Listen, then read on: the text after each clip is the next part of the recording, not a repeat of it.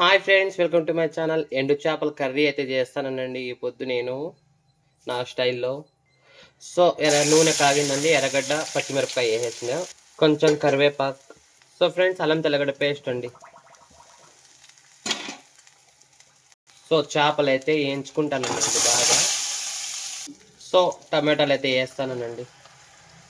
So రాళ్ళుప్పు అయితే వేస్తానండి. దీంట్లో కారం, ధనియాల పొడి, పసుపు, కొంచెం గరం మసాలా, కొంచెం చెక్క లవంగాల పొడి.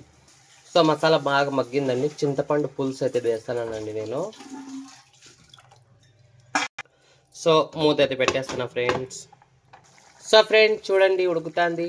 బట్టి చేపల కూర వండుకొచ్చిన రా, పచ్చి చేపల కూర పట్టుకొచ్చిన రా. సాంగ్ అయితే బాగుంది కదండి. గంగలో నగాలమేసి నేను పట్టుకొచ్చినాను కొర్రమేను. గంగలో నగాలమేసి నేను పట్టుకొచ్చినాను కొర్రమేను. సొగలసు నా శుభ్రంగా కోసిన, సొగస నూనె పోసిన, సొగస సరుకులేసిన, శుభ్రంగా కోసిన, సొగసు నూనె పోసిన, సొగసు సరుకులేసిన, చారు తాగిపోరా, చేపల కూర తిను పోరా. కరెక్ట్ పాడండి, రాంగ్ పాడండి, చెప్పండి ఫ్రెండ్స్. కొడవలితో కోసిన, శుభ్రంగా చేసిన.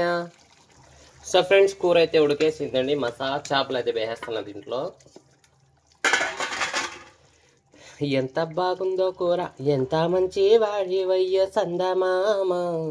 లాస్ట్లో కొత్తిమీర అలా అలా చల్లేస్తే కూర అయితే రెడీ అయిపోయింది ఫ్రెండ్స్. చూడండి ఎంత టేస్టీగా ఎమ్మీగా అయితే ఉందో కూర. So please subscribe my channel.